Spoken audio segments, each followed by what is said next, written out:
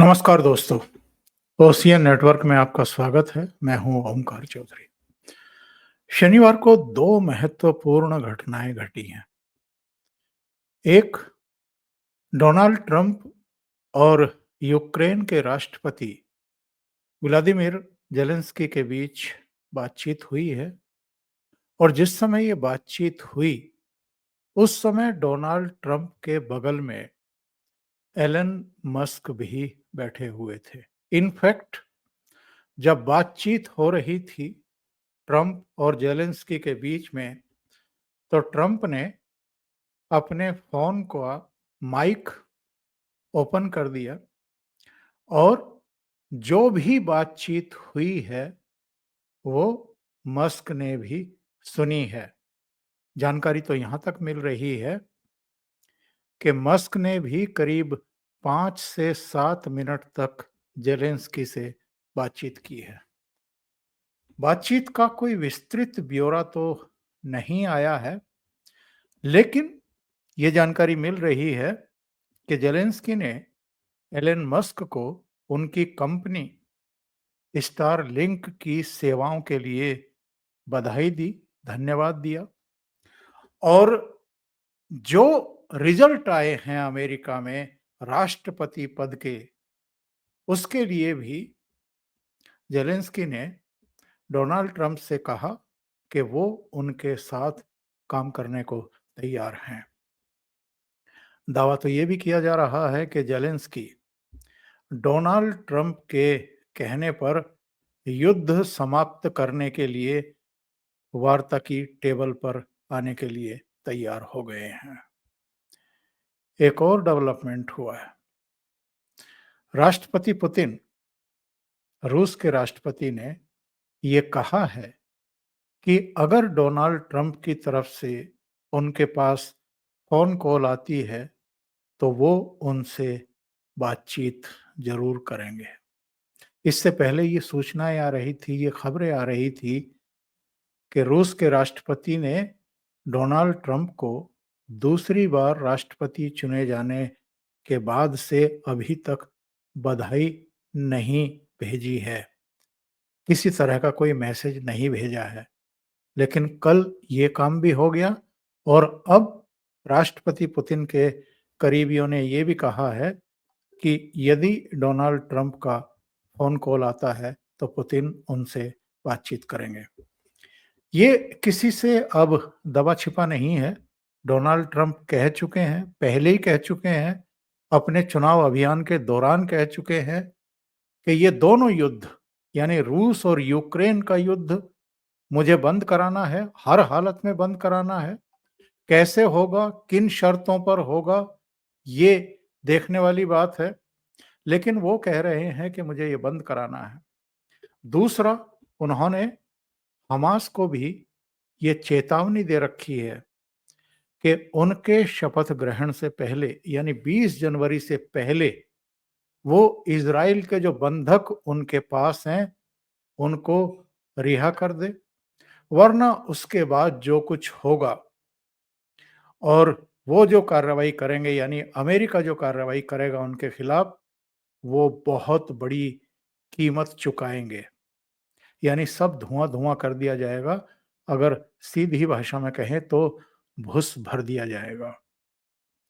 दोनों ही जगह राष्ट्रपति डोनाल्ड ट्रंप युद्ध नहीं चाहते हैं, संघर्ष नहीं चाहते हैं। अब जरा सोचिए, इनसे पहले का जो प्रशासन था अमेरिका का, जो बाइडेन का प्रशासन, और जो बाइडेन तो कठपुतली माने जाते थे डीप स्टेट के, जिसके बारे में ट्रंप कह चुके हैं कि मैं डीप स्टेट नाम की इस चीज को ही खत्म करने वाला हूं, पूरी तरह समूल नष्ट करने वाला हूं। अब से आगे से अमेरिका में कोई डीप स्टेट नाम की चीज रहेगी ही नहीं।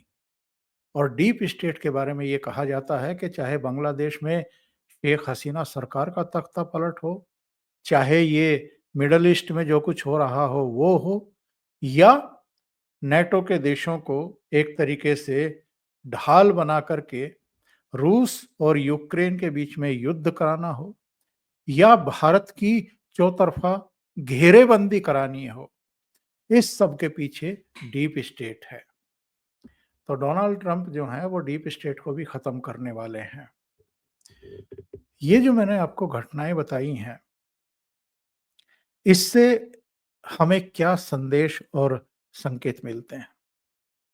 एलन मस्क कौन है? जो ज़ेलेंस्की से डोनाल्ड ट्रंप की टेलीफ़ोनिक वार्ता के समय उनके बगल में बैठे हुए थे और डोनाल्ड ट्रंप ने अपना माइक ऑन करके मस्क को अगर सारी बातचीत का हिस्सेदार बनाया है, तो इसका मतलब क्या है? वैसे डोनाल्ड ट्रंप ये बात कह चुके हैं कि उनकी सरकार में एलन मस्क की बहुत महत्वपूर्ण भूमिका रहने वाली है। एलन मस्क इस दुनिया के सबसे अमीर 2 व्यक्तियों में शुमार हैं। कभी वो पहले नंबर पर आ जाते हैं, कभी वो दूसरे नंबर पर चले जाते हैं। अमेरिका के सबसे बड़े उद्योगपति हैं। टेस्ला कंपनी के मालिक हैं।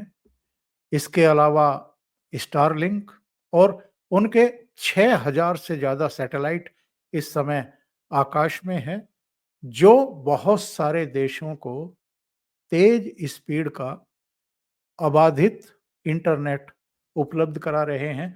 भारत में भी स्टारलिंक की सेवाएं बहुत जल्दी आने वाली हैं। इसके अलावा जो ट्विटर था, उसको भी एलन मस्क ने खरीदा है और अब एक्स के नाम से ये पूरी दुनिया में संचालित है। कुछ देशों को छोड़ करके, चीन जैसे देशों को छोड़ करके सभी जगह पर इसकी सेवाएं चल रही हैं। सोशल मीडिया मंच है जहां लोग अपने विचार रखते हैं और सेकंडों में पूरी दुनिया में आप अपने विचारों को प्रेषित कर सकते हैं, प्रसारित कर सकते हैं। इतनी शक्तिशाली उद्योगपति डोनाल्ड ट्रंप के साथ 2 सप्ताह तक चुनाव प्रचार कर रहे थे।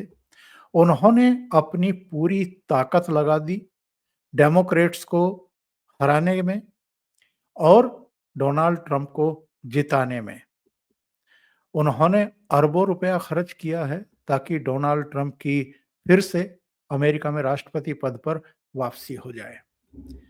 ऐसे उद्योगपति को अगर अपने पहले उद्बोधन में, जीत के बाद पहले उद्बोधन में जिन 8 लोगों की प्रशंसा की थी डोनाल्ड ट्रंप ने, उनमें एलन मस्क सबसे पहले नंबर पर थे। दूसरे नंबर पर समझ लीजिए, उन्होंने पत्नी का नाम भी लिया, एलन मस्क का नाम लिया, एक और उद्योगपति का नाम लिया, कई अपने दूसरे सहयोगियों का नाम लिया। लेकिन एलन मस्क की जिन शब्दों में प्रशंसा की और जिस तरीके से वो उन्होंने उनको इंट्रोड्यूस किया और बोलने का मौका दिया वहाँ पर, इससे पता चलता है। और उन्होंने ये भी कहा है कि मैं सरकार में इनको अहम भूमिका देने वाला हूँ। वो अहम भूमिका क्या होगी, अब ये रहस्य के पर्दों के पीछे है।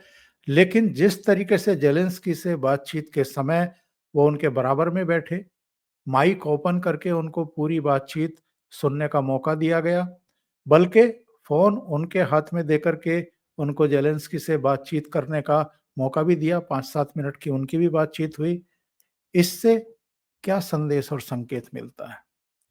अगर ये घटना भारत में हुई होती, यानी लोकसभा चुनाव के समय अगर हमारे देश का कोई सबसे बड़ा उद्योगपति हफ्ता 2 हफ्ता नरेंद्र मोदी के साथ उनके चुनाव अभियान में शामिल हुआ होता और नरेंद्र मोदी को जितवाने के लिए और तीसरी बार प्रधानमंत्री बनवाने के लिए अगर हमारे देश का कोई उद्योगपति ओपनली अरबों रुपया खर्च कर देता, तो आप जरा अंदाजा लगाइए कि हमारे देश में ये मोदी विरोधी चेहरे क्या स्थितियां परिस्थितियां निर्मित कर चुके होते।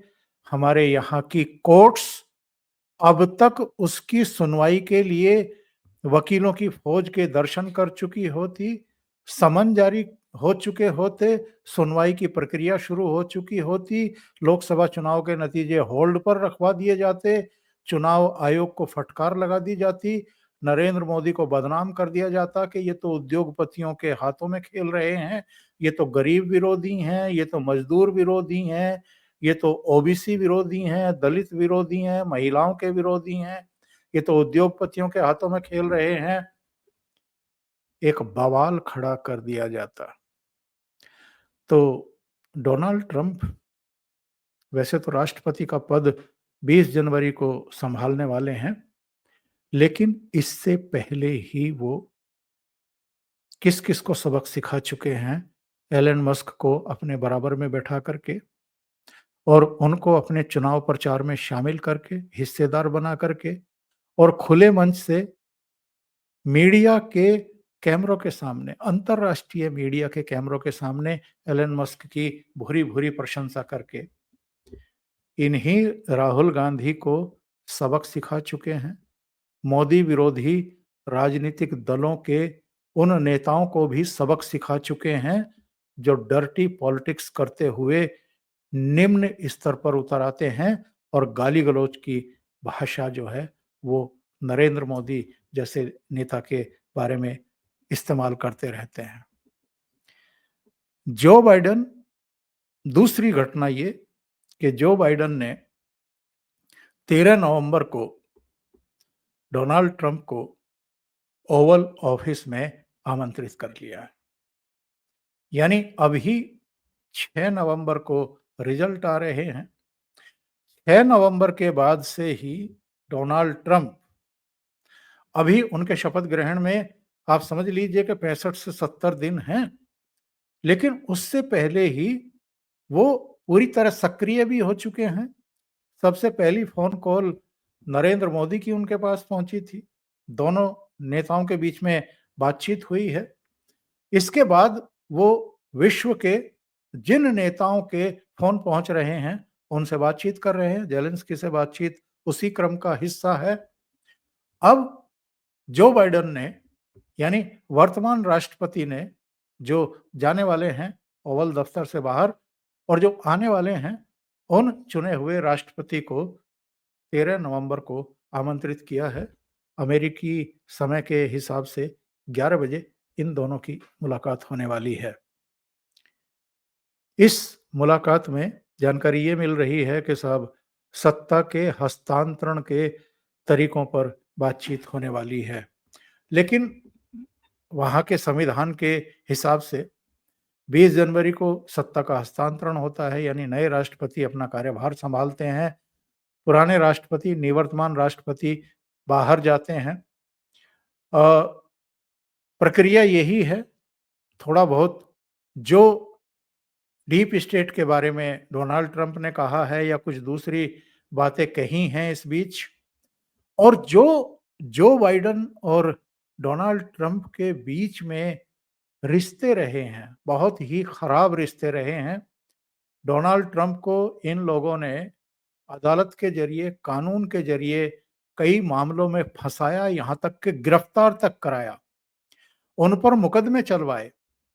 ये अलग बात है कि राष्ट्रपति चुनाव लड़ने से पहले वो सारे मामलों में एक तरीके से बरी हो गए और उन्होंने चुनाव लड़ा। चुनाव के दौरान भी 2 बार उन पर जानलेवा हमले किए गए, लेकिन वो चुने भी गए और अब 4 साल बाद फिर से राष्ट्रपति बनेंगे और व्हाइट हाउस में प्रवेश करेंगे।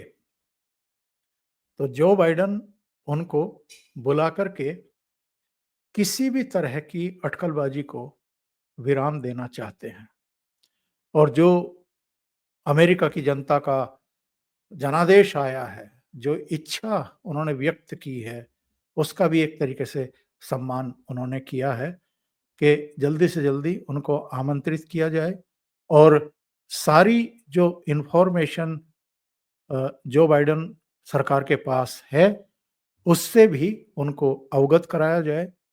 और डोनाल्ड ट्रंप तो ऑलरेडी अपने बयानों से भी और अपनी गतिविधियों से भी ये साबित ही कर चुके हैं कि वो भले ही उन्होंने आधिकारिक तौर पर शपथ ग्रहण नहीं की है और राष्ट्रपति पद नहीं संभाला है, ओवल ऑफिस अभी नहीं संभाला है और व्हाइट हाउस नहीं गए हैं, लेकिन एक तरीके से उन्होंने कार्यभार तो शुरू कर ही दिया है, संभाल ही लिया है एक तरीके से। तो ये 2 बड़ी घटनाएँ हैं, इनमें सीख छुपी हुई है। दूसरी बार भी जब प्रधानमंत्री नरेंद्र मोदी चुने गए थे, तो भी कांग्रेस की तरफ से उनको बधाई संदेश नहीं भेजे गए थे। तीसरी बार भी चुने गए, तो इस जनपथ परिवार 10 जनपथ परिवार ने उनको बधाई देने की औपचारिकता भी नहीं निभाई है। एक लोकतंत्र अमेरिका में हम देख रहे हैं और एक लोकतंत्र अपने देश का देख रहे हैं। दोनों में आप अंतर कर लीजिए और अंतर समझ लीजिए। अभी के लिए इतना ही। बहुत-बहुत धन्यवाद। अगर आपको ये चैनल और इसके कंटेंट पसंद आ रहे हैं, तो लाइक करें, कमेंट करें, वीडियो को शेयर भी करें। अभी तक अगर आपने ये चैनल सब्सक्राइब नहीं किया है, तो सब्सक्राइब कर लें और साथ में लगे बेल आइकॉन को दबा दें, ताकि आगे आने वाले वीडियो और उनके नोटिफ़िकेशन आप तक पहुँचते रहें। बहुत-बहुत धन्यवाद। नमस्कार।